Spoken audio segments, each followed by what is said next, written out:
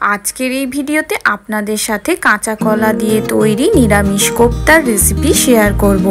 যে রেসিপি রুটি, পরোটা কিংবা গরম ভাতে খেতে বেশ দুর্দান্ত লাগে। আশা করি কোপ্তার এই রেসিপি আপনাদের ভালো লাগবে। রেসিপিটি ভালো লাগলে চ্যানেল সাবস্ক্রাইব করে পাশে থেকে সাপোর্ট করবেন। চলুন তাহলে ঝটপট আমার সাথে রেসিপিটি দেখি। বন্ধুরা, পিনাজ হেসেলে আপনাদের সবাইকে স্বাগত জানাই। আমার চ্যানেলের ভিডিওগুলি ভালো লাগলে আমার চ্যানেলটি কিন্তু অবশ্যই সাবস্ক্রাইব করবেন। শুরুতেই রান্নার জন্য মেন মশলাটা বেটে নেব, যে জন্য একটা মাঝারি পেঁয়াজ, টমেটো ছোট করে টুকরো করে নিয়েছি, সাথে নিয়েছি আদা রসুন আর নিয়েছি কাশ্মীরি লঙ্কা। এখন এই সমস্ত উপকরণ একসঙ্গে মিক্সির জারে ঢেলে বেটে নেব। অপর পাশে সেদ্ধ করে নেওয়া কলা নিয়েছি, কলাটা আমি নুন দিয়ে সেদ্ধ করে নিয়েছি। এখন কলাগুলো আমি হাত দিয়ে চটকে নিচ্ছি। আপনারা চাইলে ম্যাশার দিয়ে ম্যাশও করে নিতে পারেন। সমস্ত কলাটা খুব ভালোভাবে চটকে নিয়েছি। এখন এর মধ্যে আমি বাইন্ডিং আনার জন্য দিয়ে দিচ্ছি সেদ্ধ করে রাখা আলু। এখানে আমি একটা আলুর ব্যবহার করেছি।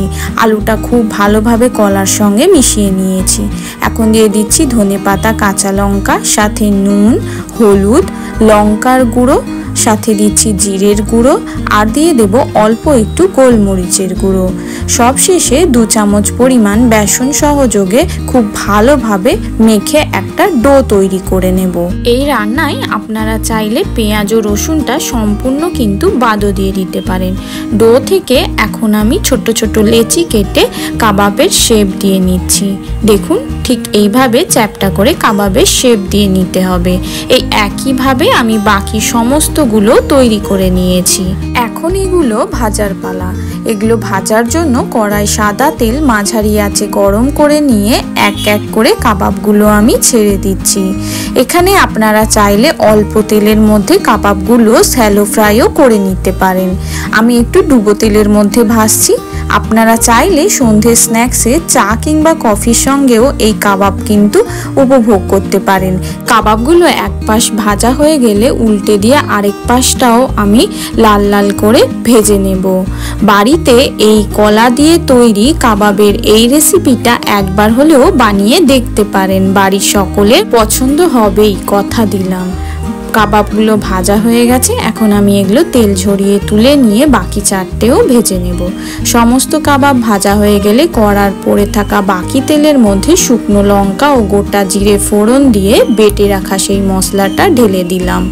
এখন মশলাটা তেলের মধ্যে আমি 4 থেকে 5 মিনিট সময় ধরে খুব ভালোভাবে কষিয়ে নেব। এই পর্যায়ে এর মধ্যে গুঁড়ো মশলার ব্যবহার করব। প্রথমেই নুন, হলুদের গুঁড়ো, স্বাদ অনুযায়ী চিনি, সাথে জিরের গুঁড়ো, গরম মশলার গুঁড়ো, অল্প একটু গোলমরিচের গুঁড়ো দিলাম। গুঁড়ো মশলা যাতে পুড়ে না যায় সেই জন্য অল্প একটু জলের ব্যবহার করে গুঁড়ো মশলাটা খুব ভালোভাবে বেটে নেওয়া মশলার সঙ্গে মিশিয়ে নিচ্ছি।